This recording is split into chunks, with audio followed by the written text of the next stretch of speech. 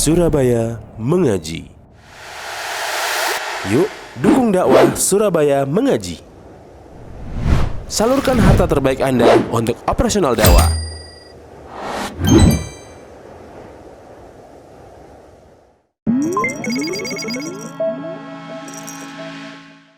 Warahmatullahi wabarakatuh. Innal hamdalillah nahmaduhu wa nasta'inuhu wa nastaghfiruh wa na'udzu billahi min shururi anfusina wa sayyiati a'malina. May yahdihillahu fala mudilla lahu wa may yudlil fala hadiya lahu.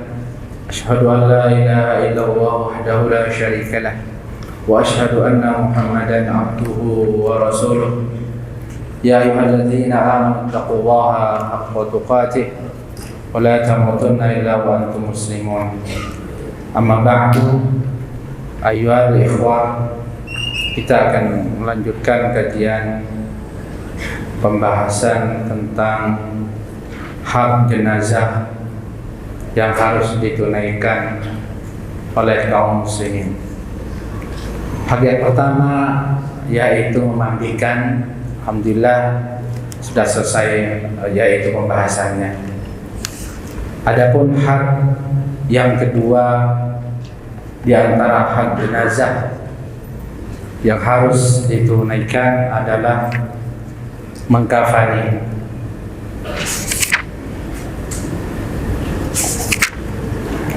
Ya betul.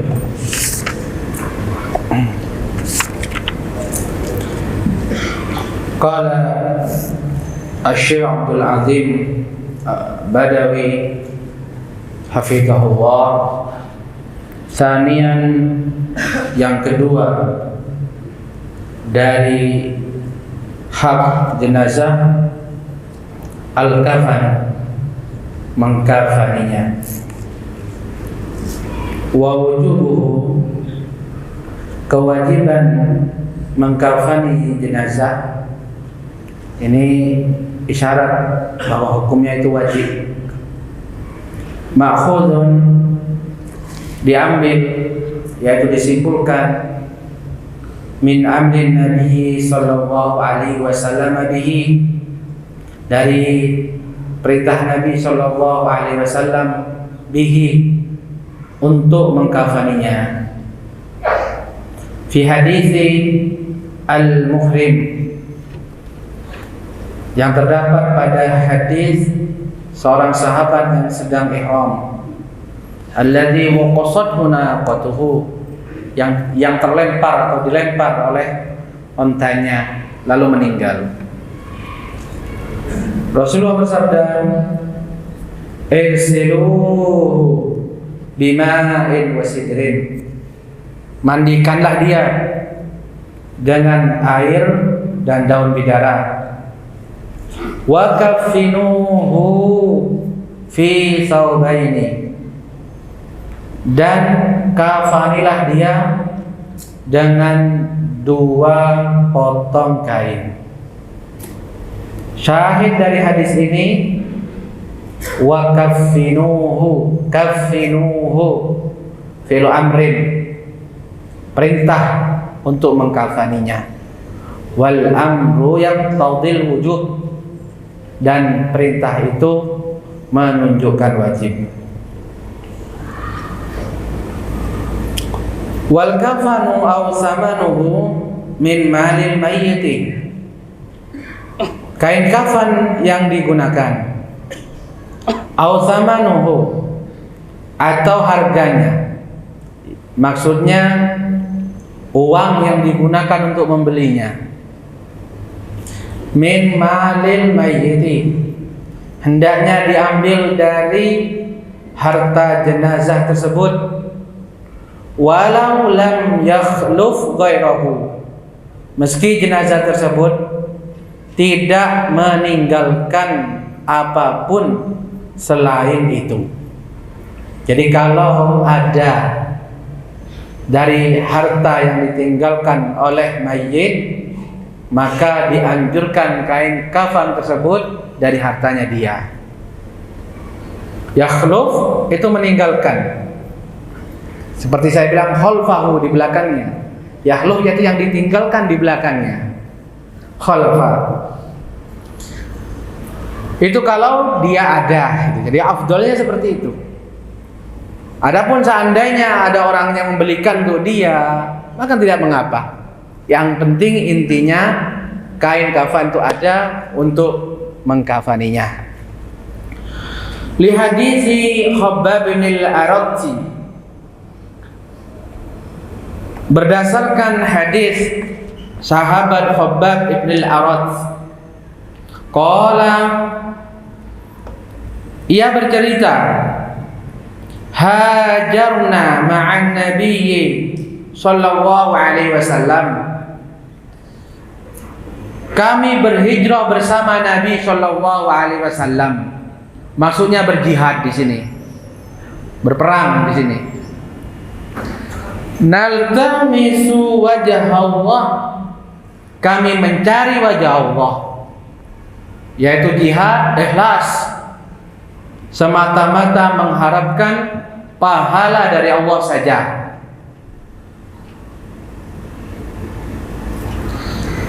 Fawaqa'a ajruna 'ala Allah,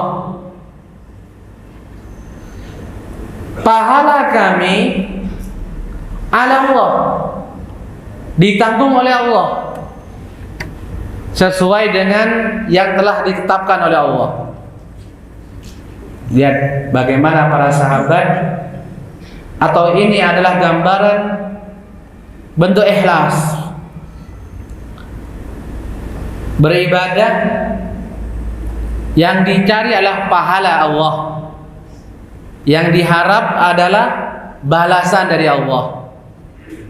Kami berperang bersama Rasulullah, mencari pahala dari Allah, dan pahala tersebut Allah yang menanggungnya, sebagaimana yang telah Allah tetapkan.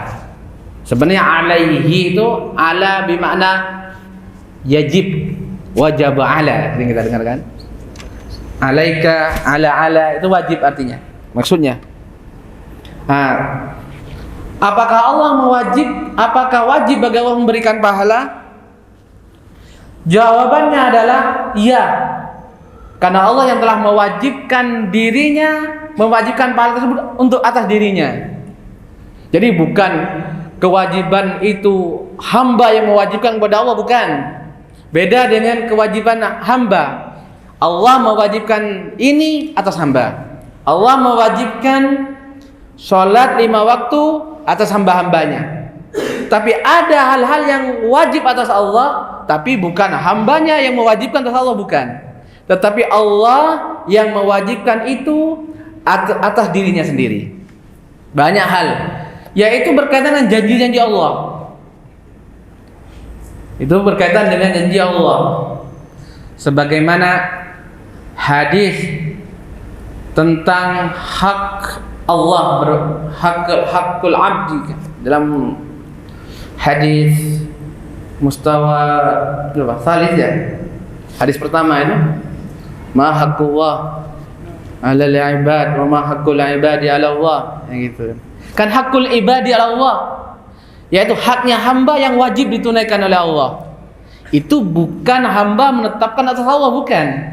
Tapi Allah yang menetapkan atas dirinya kewajiban berupa pahala bagi orang-orang hamba-hambanya yang menunaikan kewajiban yang diwajibkan oleh Allah. Ini maknanya. Coba paham, baca hadis itu dipahami. Kalau saya baca hadis itu habis satu daras nanti. Nah, faminna man mata, dalam jihad itu di antara kita, man mata, ada yang meninggal, lam yakul min ajrihi syai'an, dia tidak makan sedikit pun dari pahalanya. Dia tidak makan sedikit pun dari pahalanya, dari balasan apa yang dia kerjakan. Faminhum Mus'ab bin Umair, Di antara mereka adalah Mus'ab bin Umair radhiyallahu anhu. Jadi ini sahabat Khubbab ini bercerita setelah jauh dari perang ini, setelah kaum muslimin maju, bercerita. Dan ini banyak para di antara sahabat yang panjang umurnya menceritakan sahabat-sahabatnya seolah-olah iri dengan sahabat abadnya yang meninggal duluan. Saya punya sahabat-sahabat dulu, berjuang bersama, berjihad bersama. Mereka meninggal dan belum merasakan yaitu kenikmatan atau dari buah sedikit pun, dari hasil dari jerih payah mereka sedikit pun. Subhanallah. Tapi di sini yang iri ya ikhwan, itu yang merasakan lezatnya kemajuan Islam. Yang iri adalah mereka yang merasakan kemenangan Islam yang iri. Ini kepada siapa? Kepada sahabatnya yang ikut jihad tapi nggak mendapatkan kemenangan Islam. Kenapa mereka iri? Mereka iri kenapa? Karena mereka takut jangan-jangan jihad mereka bersama Rasulullah waktu itu telah dibayar di dunia oleh Allah Ta'ala. Itu yang mereka takutkan. Mereka takut tidak dapat bagian nanti di akhirat. Sementara sahabatnya mereka makanya dikatakan belum merasakan balasan sedikit pun dari usaha mereka. Jadi dia menceritakan karena merasa takut. Jangan-jangan saya tidak mendapatkan pahala itu karena telah dibalas di dunia oleh Allah Subhanahu wa taala dengan Islam sudah jaya, sudah mudah mendapat kemenangan, dapat ghanimah, dapat ini. Memang ini hanya harta, tidak menentukan yaitu yang mendapat ghanimah pasti tidak mendapat pahala, tidak. Cuman mereka khawatir. Begitulah orang-orang saleh terdahulu. Mereka beramal, mereka bersungguh-sungguh dalam ibadah. Bersamaan dengan itu mereka takut jangan-jangan ibadahnya tidak diterima oleh Allah Subhanahu wa taala. Beda ya dengan kita. Kita rebutan, ini usahaku, ini hasilku. Di zaman sekarang banyak ini sekarang ini. Ya, di awal merintis, buat ma'had, ya susah payah. Setelah jadi besar ma'hadnya, rebutan tukaran, jauh dari mereka. Langsung menyebutkan jasa-jasanya. Kalau enggak saya enggak bangun ini. Kalau saya enggak ikut bantu ini enggak jadi bantu ini. Jauh. Sementara sahabat ini enggak. Justru yang mendapat bagian nikmat di dunia takut, iri kepada yang enggak dapat. Subhanallah. Ini adalah teladan kita, salaf kita. Jadikan ibrah. Nah, saya lanjutkan. Faminna man aina'at lahu samratuhu. Dan di antara kita ada juga yang aina'at. Ma mana aina'at? Undur ilal hamish. Fil hamish. Aina'at nadajat. Nadajat matang. Sudah matang. Kalau buah matang bilangnya nadijun. Nadijun. Ya, al-mangga nadijun. Tapi belum matang sudah di ini. Sudah habis. Itu as-samratu nadijatun. Di antara mereka, yaitu di antara sahabat ini ada yang merasakan buah dari usahanya itu sudah matang. Fahuwa yahdibuha. Makna yahdibuha unduru ilal hamish. An yahdibuha yajtaniha, yaitu yahsuduha. Mama yahsuduha, memanennya sampai matang lalu panen, menikmatinya di dunia. Baik. Kemudian sahabat ini melanjutkan, qutila, dia yaitu Mus'ab bin Umair, qutila terbunuh yauma Uhudin, pada perang Uhud. Falam najid ma nukaffinuhu, sampai-sampai kami tidak mendapatkan kain untuk mengkafaninya, kain utuh mengkafaninya sekujur tubuhnya. Illa hanya burdatan, satu helai kain yang minim. Idza ghattayna biha ra'sahu, kalau kami tutup kepalanya dengan itu, kharajat rijlahu, keluar kedua kakinya. Wa idza ghattayna rijlaihi kharaja ra'suhu, dan bila kami tutup kedua kakinya, kita tarik ke bawah, keluar kepalanya. Kain terbatas. Fa amarana an-nabiyyu an yughtiya ra'sahu, maka an-nabi memerintahkan kita untuk menutup kepalanya, yaitu kain itu ditarik ke atas. Wa an naj'ala ala rijlaihi minal idkhir, dan kami diperintah agar meletakkan idkhir pada kedua kakinya yang tampak, kedua kaki yang kelihatan tadi. Jadi ini menunjukkan apa? Kalau kain tidak cukup, terbatas, maka diutamakan nutup kepala. Kemudian untuk kaki ditutup dengan yang selainnya. Di sini mamanal idkhir fil hamis, unduril hamis, masih lanjutannya. Wal idkhir nabatun ma'rufun thayyibur raihati, jenis tumbuhan yang terkenal harum, ya, wangi baunya, namanya idkhir. Tayyib. Wal wajibu minal kafan, hadis ini menjelaskan tentang wajibnya mengkafani atau menutupi jenazah tersebut. Wal wajibu minal kafani saubun yasturu jami'al badani, yang wajib dalam mengkafani jenazah itu adalah satu kain yang menutup seluruh jasad jenazah. Ini haddul wajib, batasan wajib. Satu helai kain menutup seluruh jasad jenazah tersebut, harus tertutup semuanya. Fa illam yujad illa saubun qasirun, dan apabila tidak ada, tidak punya, kecuali ada sehelai kain yang pendek, la yakfi li jami'il badani, tidak cukup untuk menutupi seluruh tubuhnya, seluruh jasadnya.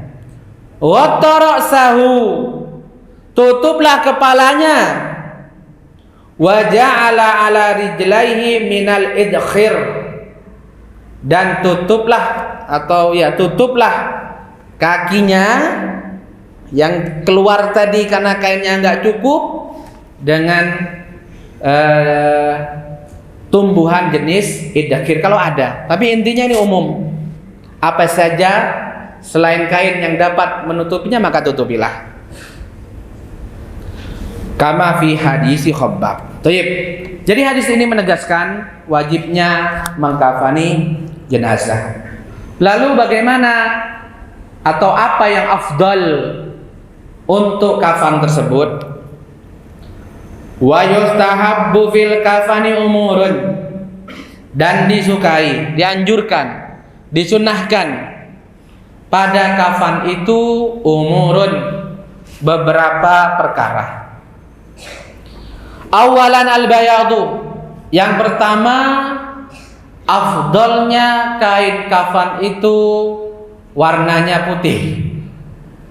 Ya, warnanya adalah putih. Liqaulihi sallallahu alaihi wasallam, berdasarkan sabda Nabi sallallahu alaihi wasallam, ilbasu min siyabikumul bayadha, pakailah di antara pakaian-pakaian kalian yang warna putih. Ini anjuran adalah memakai pakaian warna putih. Jadi afdal asiyab adalah yang warna putih. Maka bisa atau boleh kita beribadah, bertakarrub kepada Allah dengan memakai pakaian putih. Memakai pakaian putih itu bisa bernilai ibadah bila kita niatkan takarrub kepada Allah. Karena perintah Nabi di sini, pakailah oleh kalian di antara pakaian kalian yang berwarna putih. Jadi kalau ada pakaian warna putih, kemudian kita niatkan memakainya litaqarrub ila Allah, karena ini perintah dari Rasulullah, maka bernilai ibadah. Fa innaha khairu siyabikum, sesungguhnya pakaian-pakaian yang berwarna putih adalah sebaik-baik pakaian, sebaik-baik warna yang dipakai. Wa kafinu fiha mautakum, lalu beliau menambahkan faedah lagi dan memerintahkan, dan kafanilah dalam kain-kain warna putih itu mayat-mayat atau jenazah-jenazah kalian. Dan perintah ini adalah anjuran. Perintah Nabi di sini dimaknai adalah anjuran, karena Nabi juga pernah karena Nabi sendiri jenazahnya itu di antara kain yang untuk kafan enggak berwarna putih. Nanti disebutkan dalam hadis berikutnya. Tetapi perintah ini menunjukkan anjuran. Kalau ada warna putih, maka warna putih. Yang kedua, kaunuhu salasata aswabin, dianjurkan, yaitu kain kafan tersebut adalah 3 lapis. 3 lapis. Bukan 3 lembar ya. Ya 3 lembar, tapi nanti memakaikannya itu adalah dipakai berlapis-lapis, sehingga 3 lapis gitu kan. Kain pertama dipakaikan, digulungkan. Kemudian kain berikutnya kedua. Kemudian yang ini anjuran. Adapun yang wajib tadi 1, yang penting menutup semuanya. Itu haddul wajib. Kalau kurang dari itu maka kurang. Kecuali memang tidak ada darurat. Tapi kalau ada tapi tetap kurang, nggak bisa. Minimal 1, itu haddul wajib. Afdalnya kalau ada adalah 3 lapis, karena itu lebih menutupi aurat. Berdasarkan hadis Ummul Mukminin Aisyah radhiyallahu anha, anna Rasulullah sallallahu alaihi wasallam kufina fi salasati aswabin yamaniyatin bidin sahuliyatin min kursufin. Kata Aisyah bahwasanya Rasulullah sallallahu alaihi wasallam itu dikafani di dalam 3 lapis. 3 lapis kain yamaniyah yang diproduksi di Yaman. Biyadin warnanya putih. Sahuliyatin diproduksinya adalah di daerah Sahul. Ini di Yaman. Ini Sahul ini nisbat kepada tempat. Ini nisbat kepada tempat. Ini made in Sahul. Disebut Sahuliyah. Min kursuf, yang terbuat dari katun. Bukan wol, karena ada yang wol, ada yang ini dari katun. Laisa fiha qamisun,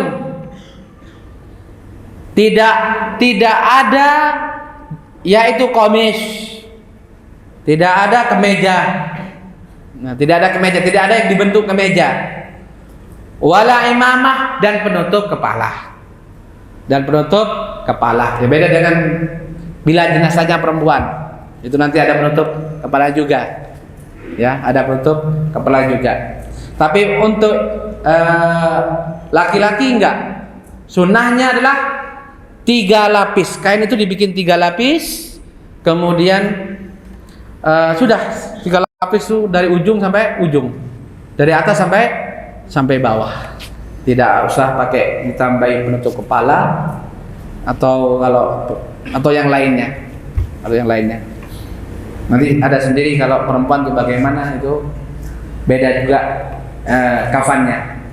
Yaitu sifatnya yang sunnah, yang afdol. Jadi gini ya kawan. Dalam kafan haddul wajib minimal itu satu kain menutup seluruh jasad. Baik laki-laki atau perempuan, itu minimalnya. Tapi afdolnya, lebih utama kalau ada laki-laki itu dikafani dengan 3 helai kain, ya, dibikin berlapis, digulung 1, ya 2 dan 3, lebih tebal.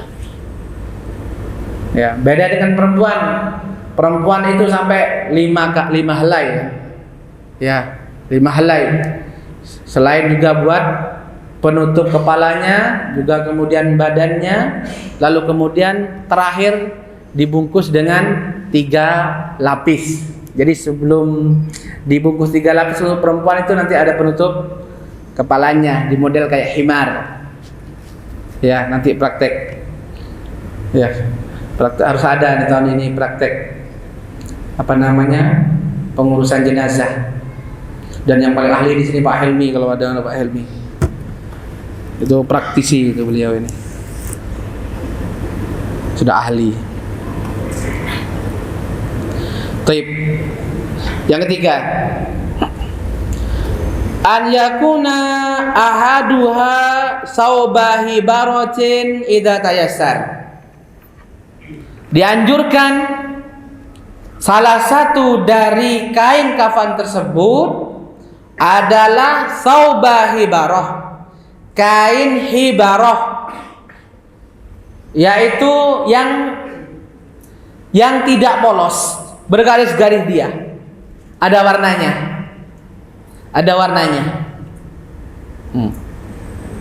Salah satu dari 3 itu ada kain yang ada warnanya, bergaris-garis gini. Coba nanti tambah informasi, ya, antum googling cari, atau penjelasan ulama, atau googling lihat gambarnya saubu hibarah. Nah, ditunjukkan kayak apa saubu hibarah. Dan ini pakaian, di antara pakaian yang dicintai oleh Rasulullah SAW, saubu hibarah. Jadi selain yang warna putih, beliau juga suka pakaian yang saubu hibarah, namanya hibarah. Yaitu memang dihias. Hibarah itu maknanya dihiasi. Tuhbar itu tuzayyan. Kalimat tuhbar maknanya tuzayyan, dihiasi, memang dihiasi. Ini sekaligus ini dalil bahwa terhadap orang-orang yang tidak menyukai pakaian yang ada hiasannya. Jadi semua hiasan di pakaian itu boleh berarti, selama tidak berlebihan, selama tidak melanggar syariat, itu boleh. Karena Rasulullah di antara yang disukai ya ini saubu hibarah. Dan bahkan kain kafan beliau salah satunya adalah yang hibarah ini. Berdasarkan hadis Jabir anhu sallallahu alaihi wasallam, beliau mengatakan, idza tuwfiya ahadukum, apabila di antara kalian ada yang meninggal, fawajada syai'an, dan dia memiliki sesuatu, yaitu memiliki kesanggupan, falyukaffanu, maka hendaknya dia dikafani fi saubi hibaratin, pada pakaian jenis hibarah. Jenis hibarah. Ini kalau dia punya. Oke, berikutnya. As-salatu 'alal janazati. Selesai pembahasan kita dari kewajiban yang kedua, berikutnya kewajiban yang ketiga. As-salatu 'alal janazati, mensolati jenazah tersebut. Pertama apa? Mandikan. Yang kedua, mengkafani. Yang ketiga, mensolati. As-salatu 'alal mayyitil muslimi fardu kifayatin. Mensolati jenazah muslim itu hukumnya fardu kifayah. Hukumnya lah fardu kifayah. Fardu itu wajib, mengerjakannya berpahala. Mengerjakannya berpahala, meninggalkannya berdosa. Wajib kifayah, tetapi wajib kifayah itu artinya bila ada yang sudah mengerjakan sejumlah yang cukup, maka gugur kewajiban itu bagi yang lain. Itu bedanya dengan fardu ain. Kalau fardu ain dari namanya aja sudah ain. Mana ain? Mana ain? Mana ain? Person, ayo individu. Individu. Sudah belajar taukid enggak? Musyawarah B ini taukid. Di antara taukid itu nafsun apa? Ainun. Mana ainun di situ? Nafsun maknanya. Jadi ain di sini maksudnya nafsun. Kewajiban per individu. Nah, itu fardu ain mana seperti itu. Adapun fardu ain itu kewajiban untuk setiap al-mukallaf. Tapi fardu kifayah adalah bukan. Dari kata kifayah, kafin. Artinya bila sudah ada yang mencukupi lalu dia menunaikannya, maka selesai sudah. Tertunai. Hanya saja penting di sini ya ikhwan untuk digarisbawahi. Makna fardu kifayah ini bahwasanya kalau sudah ada yang mengerjakan maka itu cukup. Artinya adalah gugurlah dosa bagi yang tidak mengerjakan apabila sudah ada yang mengerjakan. Bukan berarti mereka juga dapat pahala, enggak. Bukan berarti mereka dapat pahala. Jangan dipahami sebagaimana yang mengerjakan itu sudah gugur kewajibannya, maka gugur pula bagi yang tidak mengerjakan. Maka sebagaimana yang mengerjakan dapat pahala, yang enggak mengerjakan juga dapat pahala. Ini salah. Yang dapat pahala hanya yang mengerjakan. Makanya jangan cuma jadi penonton. Nah, harus belajar, harus tahu ilmunya. Alhamdulillah kita di sini sering ya orang-orang mempercayakan kita kemudian mensolatkan jenazahnya bersama kita. Masalahnya apakah semuanya sudah tahu ini? Sudah tahu sholat jenazah apa yang dibaca ini? Takbir pertama apa yang dibaca? Al-Fatihah katanya. Ada yang nunduk ini. Takut ditunjuk modelnya ini. Takbir kedua apa? Masya Allah. Boleh nggak diem kemudian saya tunjuk ini? Ini keroyokan modelnya, Anda dikeroyok sekarang. Takbir yang ketiga apa? Takbir yang keempat apa? Ini penting. Karena Anda sendiri hanya ingat waktu awal-awal seperti ini. Semangat sudah ya. Ada jenazah salat sampai sini. Allah Akbar. Yang ketawa ini kayaknya nasibnya sama ini. Wah, sama aja. Apa ya baca ya? Lupa lagi. Nah, aku lihat. Makanya wajib belajar. Maka rugi orang yang nggak bisa mensolat jenazah itu, pahala yang besar, ya kan? Qiraat kata Nabi SAW, satu qiraat, yang mana satu qiraat itu lebih besar daripada Jabal Uhud.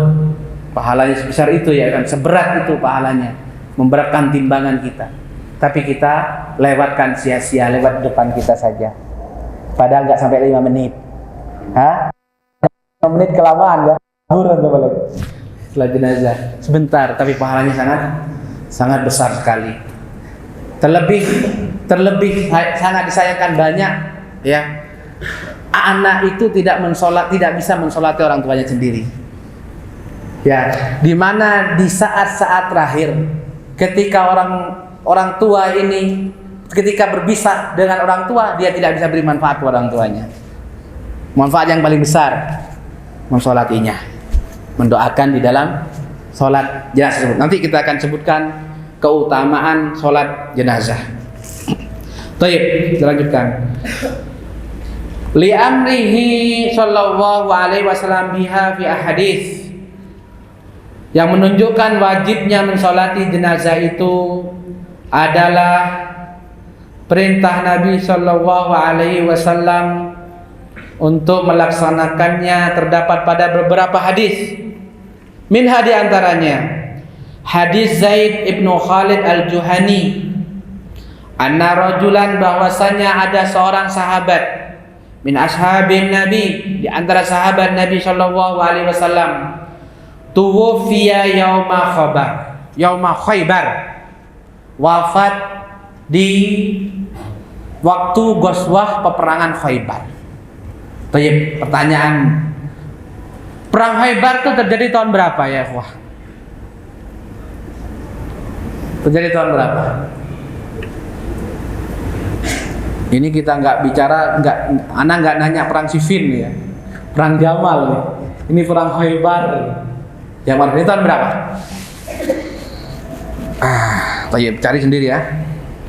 Iya, mudah sekarang.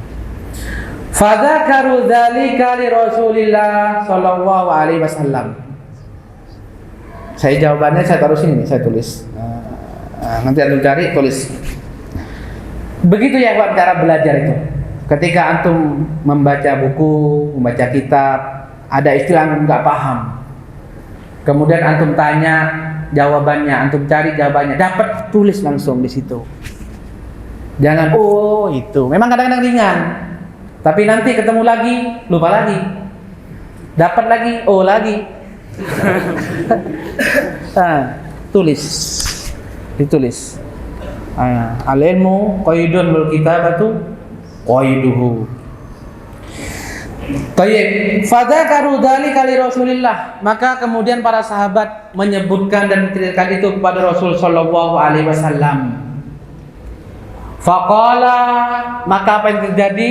Rasulullah bersabda, "Shallu ala sahibikum."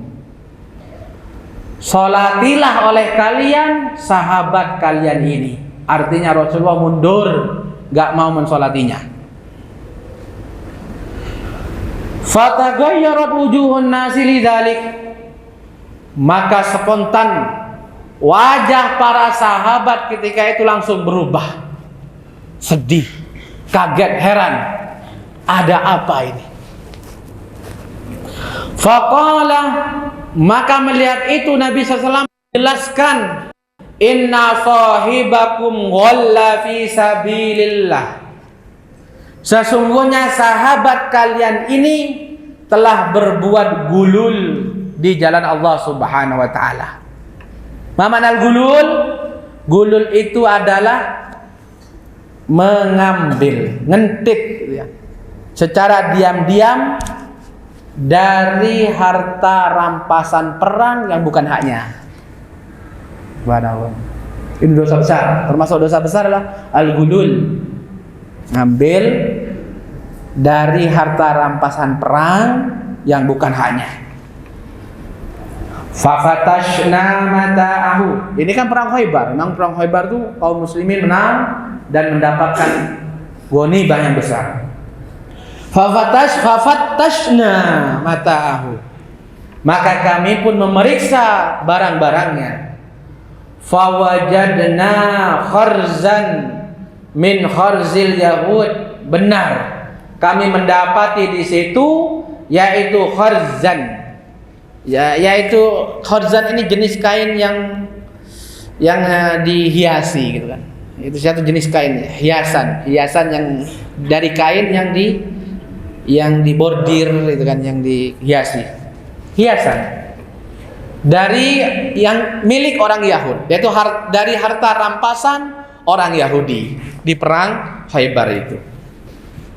La yusawi dirhamain, harganya murah, nggak sampai 2 dirham.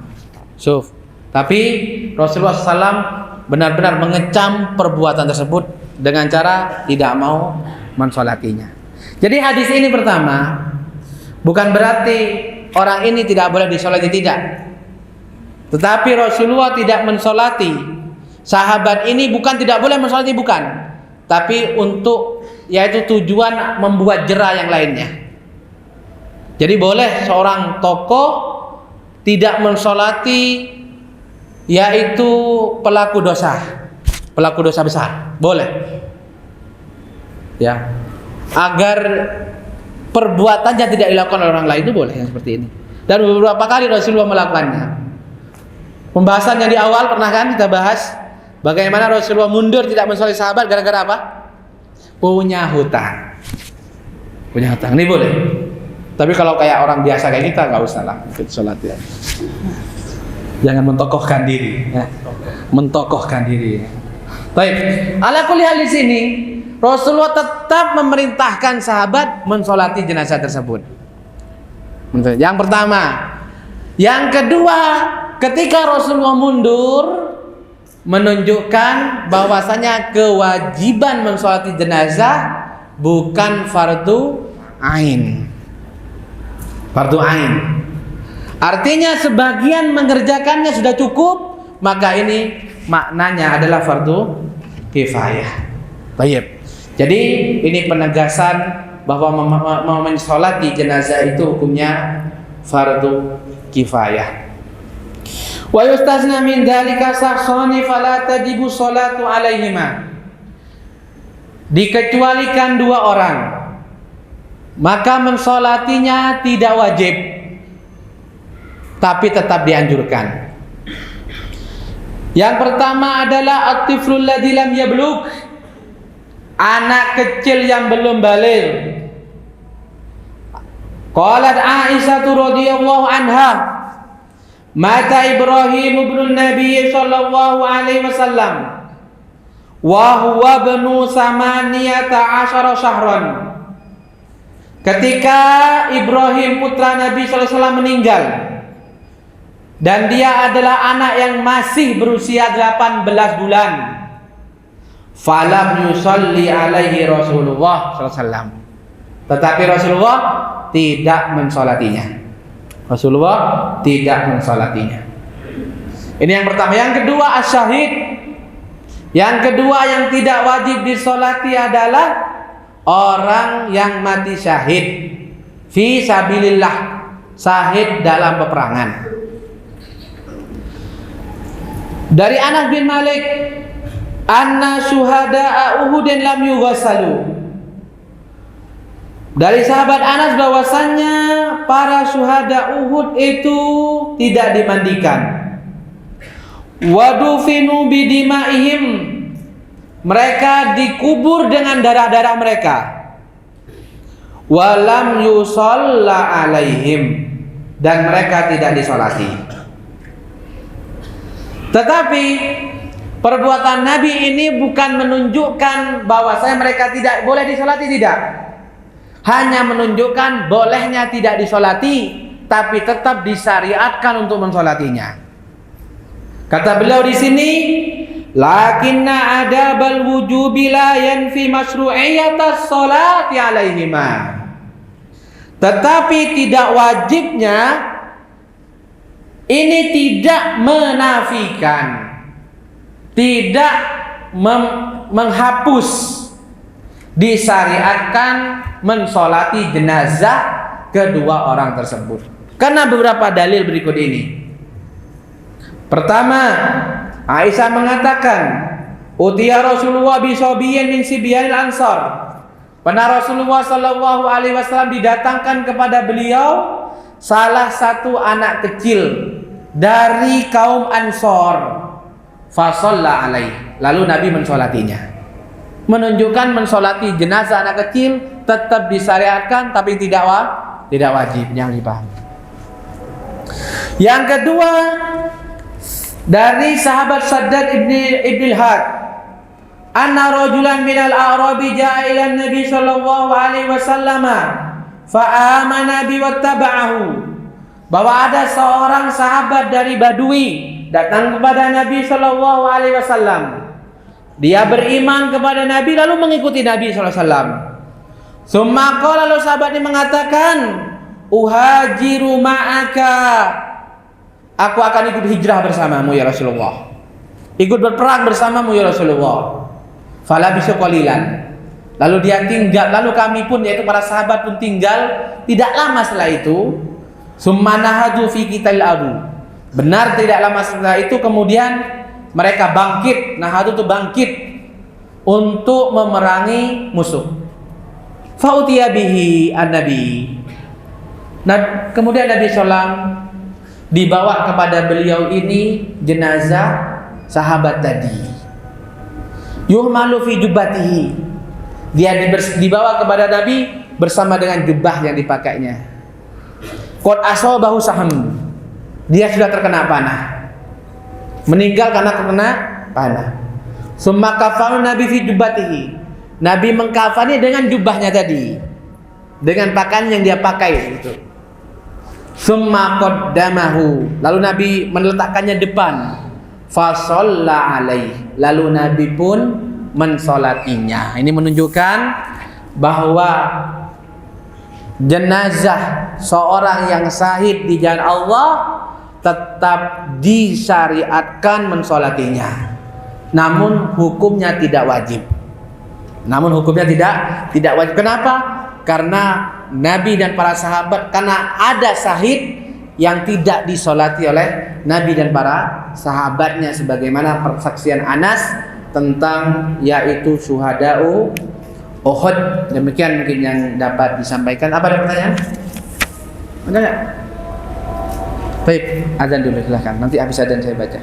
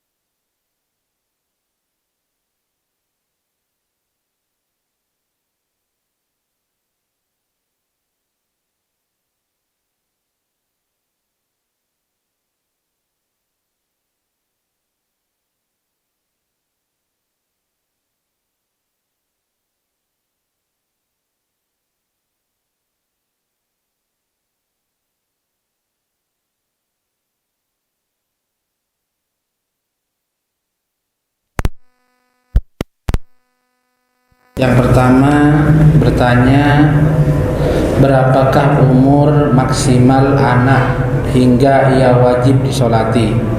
Syukran Afan. Baik, saya kasih ilustrasi dulu. Kayaknya ada bagian yang tidak dipahami oleh yang nanya. Jadi saya sampaikan dulu. Salat jenazah hukumnya apa? Fardu kifayah. Bagi siapa? Bagi yang hidup. Bagi yang hidup. Yang harus dipahami. Yang hidup yang harus menunaikan. Tuh. Baik. Saya tanya lagi. Mensolati jenazah anak yang belum balik boleh apa tidak? Boleh ya. Disyariatkan apa enggak? Berpahala apa enggak? Berpahala. Ya, harus dipahami ini. Baik. Pertanyaan ketiga, apa hukumnya? Apakah wajib atau tidak? Tidak. Nah, itu dia. Harus ada di situ. Jadi karena pertanyaan ini bilang kapan umur berapa hingga wajib, seolah-olah apabila umurnya enggak sampai ini itu enggak usah disolati saja. Enggak, bukan begitu. Maknanya adalah bila ada jenazah yang belum balik, ya kita solati. Hanya saja seandainya jenazah itu tidak disolati dengan meskipun dengan sengaja, tidak berdosa. Itu maknanya. Tayyib. Mudah-mudahan dapat dipahami. Pertanyaan berikutnya, bagaimana tata cara sholat jenazah apabila jenazah tersebut belum balik? Apakah sama dengan jenazah orang dewasa? Ya, betul, sama. Bagaimana itu nanti dijelaskan. Intinya apabila jenazah itu laki-laki, maka posisi imam ada di bagian kepala, lurus dengan kepala. Apabila jenazah itu perempuan, maka imam posisinya lurus dengan perutnya. Jadi jenazah diletakkan di depan imam, di depan orang yang sholat, di arah kiblat, ke arah kiblat. Nah, seperti yang kita lihat. Kemudian posisi imam, makanya biasakan kalau antum mau sholat jenazah, tanya dulu, ini jenazahnya laki-laki atau perempuan, karena beda posisinya. Apa boleh mengkafani dengan kain yang berjahit? Sulit nantinya. Kalau dibilang boleh sama enggak boleh, ya boleh saja. Asal, karena intinya seperti saya bilang, inti dari kain kafan itu yang haddul wajibnya, batasan wajibnya adalah menutup semua, yaitu jasad jenazah tersebut. Itu intinya. Kain apa saja, warna apa saja, itu haddul wajib. Tadi mau warna putih, mau itu 3 helai lapis-lapis, itu min babil afdoliyat. Afdolnya itu seperti ini. Kalau ada itu afdolnya ini, lebih baik seperti ini. Tapi seandainya adanya cuma 1 lapis, adanya yang berjahit, intinya tertutup semua jasad jenazah itu, maka itu sudah cukup. Wallahu a'lam. Bagaimana mensolati mayit yang banyak seperti ketika dilakukan? Jadi mayitnya banyak. Gini, pada asalnya mensolati jenazah itu satu jenazah 1 kali sholat. Itu pada asalnya satu jenazah 1 kali sholat. Itu asalnya, dan ini yang afdol kalau bisa. Tapi bila tidak bisa, boleh jamaah yang mensolati dan jamaah yang disolati, boleh. Bagaimana meletakkannya? Meletakkannya adalah jenazah laki-laki itu yang mendekati, itu yang paling dekat dengan yang mensolati, dan jenazah perempuan itu semakin menjauh, semakin ke arah kiblat sana, di barat. Meskipun jenazah laki-laki itu anak kecil, laki-laki kecil, dia yang paling dekat dengan orang yang mensolati, dan jenazah perempuan ada di bagian sini, bagian paling, kalau kita paling barat, paling dekat ke arah kiblat. Nah, kemudian disolati sekali saja berjamaah jenazah tersebut.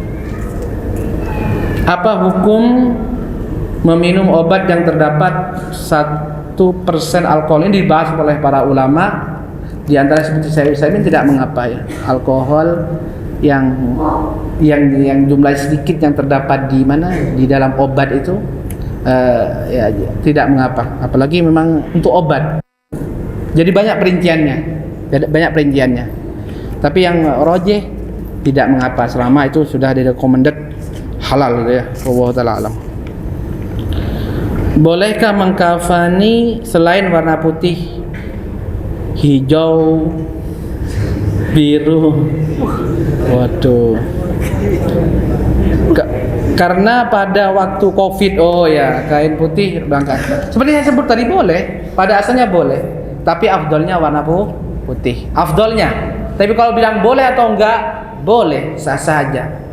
Karena intinya tertutup semua jasad dari jenazah tersebut. Bagaimana cara mensolati jenazah yang sudah dimakamkan?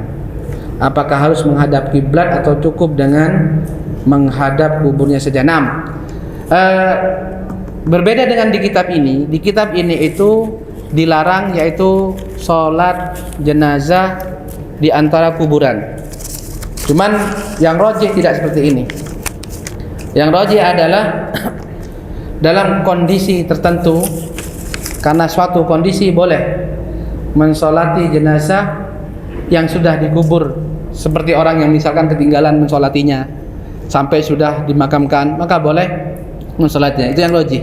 Karena beberapa hadis Allah pada bahasannya yang datang biidznillah kita bertemu lagi kan akan disampaikan saya hadis-hadis yang menunjukkan bolehnya hal tersebut. Ya, hadis-hadis yang menunjukkan bolehnya. Adapun tata caranya ya seperti sholat jenazah, seolah-olah jenazah itu ada di luar, ada di hadapan kita.